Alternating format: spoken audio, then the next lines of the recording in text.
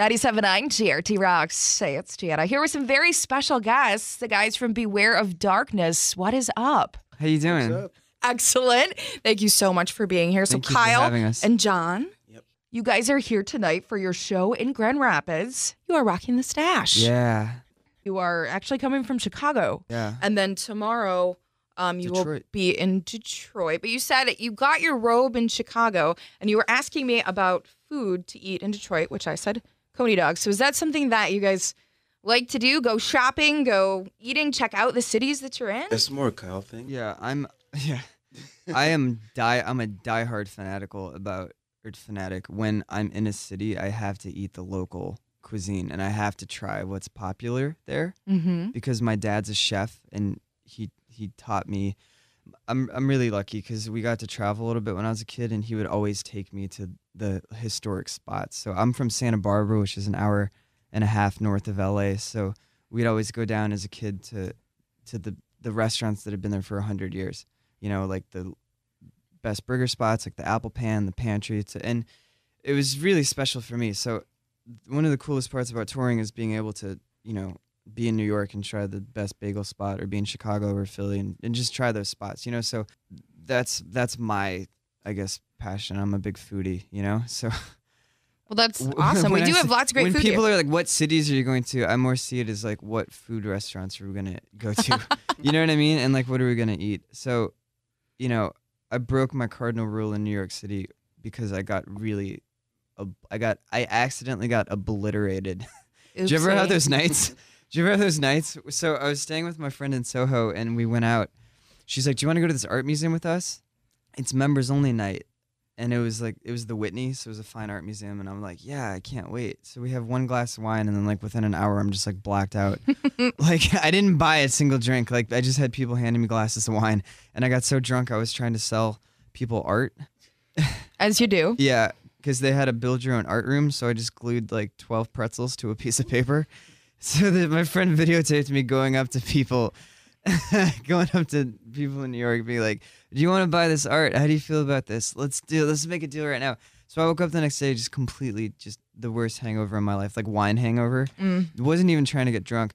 And it was raining so hard the next day and I was so hungover that I could barely walk like a block. So I broke my cardinal rule and went to the Chobani flagship store. And I know that people are going to hear this and be like, that guy's weird, but I'm saying I'm across the country. I'm 3,000 miles away from home in New York City, which is arguably the home of the best food in the country. And I wind up at the Chobani flagship store. I get what you're saying, that when you're in this different place, you want to try like what's local, what's indigenous to the area. Well, we do have lots of great places to go here in Grand Rapids, but I mean, most importantly, back to the story. Did you get any money? Were you able to sell your wonderful artwork? No. Okay. I think I should. To be honest with you, that's a good question. Oh, you know what? They would tape people's artwork to the wall. Oh, really? Yeah, and I gave it to a girl, and she wouldn't put it up.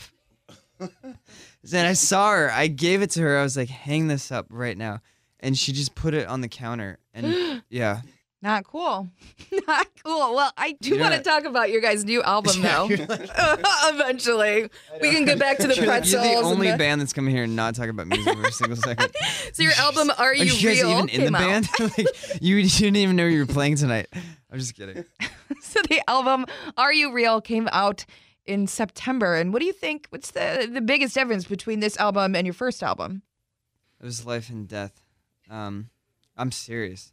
I'm dead serious. And I'm blunt about it because music is I feel like, and you could correct, you guys talk to musicians all day, but I feel like I learn more about making records and art and music and being a musician from comedians and athletes because they actually talk about the process. And like, I don't really hear musicians talk about the process about making records, you know? So the first record we made, it was probably one of the worst experiences of my life. It was one of the most isolating experiences of my life because we were working with people who were more concerned about budgets and just for them, it wasn't about let's make an artistic statement. It was more about like, you know, this is a job, you know, and I understand that. But, I was probably 19 or 20, and the first day we get to the session, the producer engineer guy comes up to me and he pulls me aside and he puts his left hand above his head and he's like, here's the record you want to make. And then he puts his right hand like below his belly button and he's like, here's the money for the record you have and here's what you're going to get. And the thing about when you're working with producers, you're essentially paying them to care about what you're doing, because artists are sensitive. People are sensitive. Let's not even artists. People are really sensitive and they're tender and they're raw, and like the biggest thing is you want to feel like you're being taken care of and you want to feel some kind of sanctuary. And especially when you're recording a record, you need to feel safe to express yourself without judgment. You need to feel safe that people really care about what you're doing, because honestly, like you're essentially paying someone to care about what you do, And I wasn't strong enough to like stand up to the guys I was working with, because sometimes, you tell them like, yo, change something in the mix, or like we should do this, and they come back at you with like, how many records have you sold? I've sold 20 million records and gone platinum 10 times, and it's so lame. It's so lame, and so it was just, to me, it was one of like the darkest experiences of my life. I wouldn't change it for anything though. That's the thing. That's like the silver lining, because it taught me how not to treat people, because at the end of the day, you want to get the best out of someone, and I don't care. It's like, if you guys are in this office working, you want to get the best out of everyone, People don't do well when the energy is really bad and you feel like you can't express yourself, or you feel like you're being judged all the time, or you feel like people don't care, It's relationships at the end of the day. So that's how it was. And we walked away from that experience and I said, wow, Jesus, that was the worst experience I've ever had. And I thought, maybe for the next one, can I learn from that and make it the best experience I've ever had in my life, And I heard this idea from a CEO of, I think it was Braintree, and he took a completely different perspective, and he said, how about I focus on everyone else and make sure they have the best time of their life? Because if I make sure they're happy, then hopefully it'll come back to me. So that's what I tried to do with the second record. Was we kept it really small. Like, I think we only made it with like 4 or 5 people. I really made sure that they were actually going to care about it, and be there and just care. I just want people to care about it, So, and I went with that attitude of like, let me just make sure that they're having a good time and they're taken care of, because if they're taken care of, then everything else is going to fall in place, It was some of the fondest times I've ever had making a record and just spending time with people.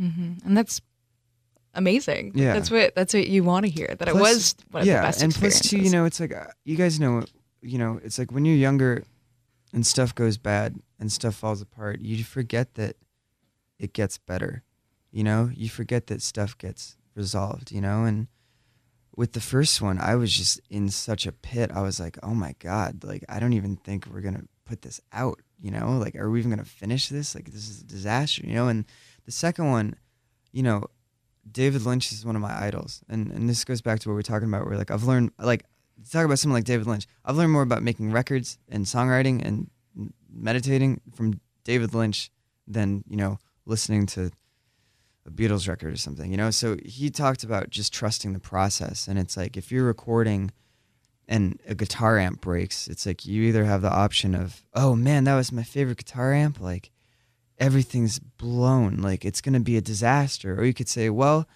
it broke. What can we do now? Maybe we can lead this to a place we never thought we were going to go before. Maybe it's going to lead us to a place of like heightened creativity that I didn't plan for this morning, So if you're open to that and you're aware of it and you're not choking the process and you're just sort of letting things happen and enjoying it, that's the biggest freedom in the world, So that makes the it turns the creative process into a struggle, and you're trying to choke something into you actually enjoy it. And you're like, wow, maybe we can come up with something phenomenal today, So that was like the biggest differences, I guess, between the first and second record, And I started meditating and getting into Zen and Buddhism and stuff. And, it just sounds like it was a much lot easier. better place. It was, and that's what, when I say life and death, it was literally life and death, Mm-hmm. If we talk about your process a little bit more, I read that you had written 100 songs for this Yeah, Are You Real? It might have been more. Yeah. Yeah? Yeah. Yeah. And is there a plan for those songs? Can we expect them to see them later on down the road on a different album? Well, so it's crazy. I have like 30 songs of an acoustic record done and like demoed out that I don't really know what to do with yet. And then I have a bunch of B-sides from Are You Real? I have probably like 50 or 60 new songs for a new album, you know? So there's always songs coming around. It's like I have no trouble writing songs. Like I could write 10 songs in 2 days. But the question is the intent there? Like, what do you want to do with those songs, you know? So with the first record, I was so naive that I didn't even think people were going to hear it because I was just in my bedroom writing songs, you know? And I was like, oh, maybe I'll be able to put a record out one day, you know, maybe. And it wasn't even real. Like, it didn't connect, you know? So it blew my mind when we actually got to put a record out and record it, and people around the world heard it, and we're in London or Europe somewhere, and someone's like, wow, that song changed my life. That was sort of mind-blowing. So I took that mentality of like, well, okay, I know people are going to hear that now. What do I want to do with the second one, you know? And I decided, well, I want to make a really big rock record and, you know, be festival ready and play, you know, just huge choruses and huge hooks and stuff. And that was cool, but it lacked the emotional depth that the first one had, you know? So now I'm just at a point where I'm like, I need to write songs for myself. I don't care about genre. I don't care what people think about it, you know? Like our manager is like, you should do this. I'm like, I don't care. I'm going to do what I want. You know, I'm serious because, you know, one of our radio guy was like, you should just make this. He came to me, he's like, you should make this kind of record. And I'm like, cool. That's a good idea on paper. Is that where my heart is? I don't know. You know? So I'm just going wherever my heart leads and making sure it comes from a place of honesty, vulnerability, and that's my only intent, you know? Mm-hmm. And that comes from Rick Rubin. I don't know. Do you guys know who Rick Rubin is? Yeah. It's like intent is so big. The why? People only talk about how do I do this? But the why is like 80% of it, you know? So it's like you can write songs because you think you want to be successful. You could write songs because you want a radio hit. Or you could write songs because whatever, you know, you want to be famous or just the bad reason, you know? But I'd rather, it's like if you fail at that probably doesn't feel good because you're like, did I really put my heart in it, you know?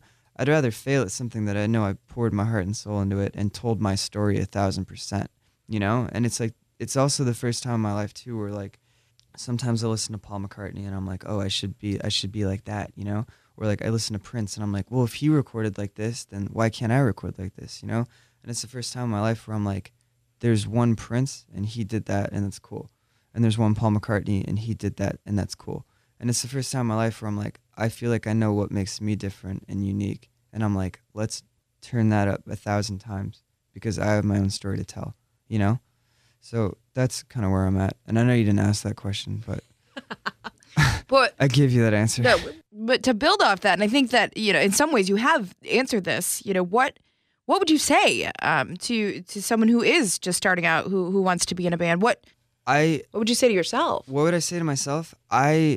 If I said to 19-year-old self, I would have said, just write songs, make yourself better, and focus on yourself.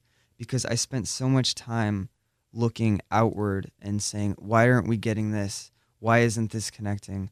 You know, why don't these people care about us? Why, you know, just spent so much time focusing on things I couldn't control, you know, instead of making sure my voice was 1,000%, making sure that I had, you know, 500 songs instead of 100, making sure that I was the best I could be, you know, because kids come up to me and they're like, what do I do? What's it like touring? And I'm just like, you have no idea how much work it is, you know? I'm like, if you're 15, dude, write 2 songs a day and sing for 3 hours a day and play as many shows as you can, because that's how you get better at something, you know? And like, we started off and we had put our song Howl out and we'd never really toured before, you know? And I'm thankful for the experiences we had because we were that band who just jumped in a van and toured across the country 5 times, 6 times, and played to no one. You know, we drove to Louisiana, played for a dad and his son who drove 4 hours to come, you know? So, you know, I'm really hard-headed, and I just learned by screwing things up, you know? So I need the bad experiences. I need the the year and a half of touring to finally realize like what it's actually about. I need, the anger and the depression to actually turn it into something positive. So I hope that was coherent and that answered your question. No, I think it is. I mean, it's about taking something that could be negative and learning from it and turning it into a huge positive. It was like I knew who I think it was like I knew who I wanted to be and I knew what I wanted to do, but I just wasn't good enough to do it yet. And probably the work ethic wasn't there, I mean, and also from probably 18 to like probably 21, I was also like severely depressed and having like a quarter life crisis, and my whole like mentality was like, I just can't wait for the afterlife, like that was my attitude, so like I had a weird youth because that's what it was. It wasn't like I was out partying, I was like 19 or 20 living alone in this like weird haunted house. I'm serious.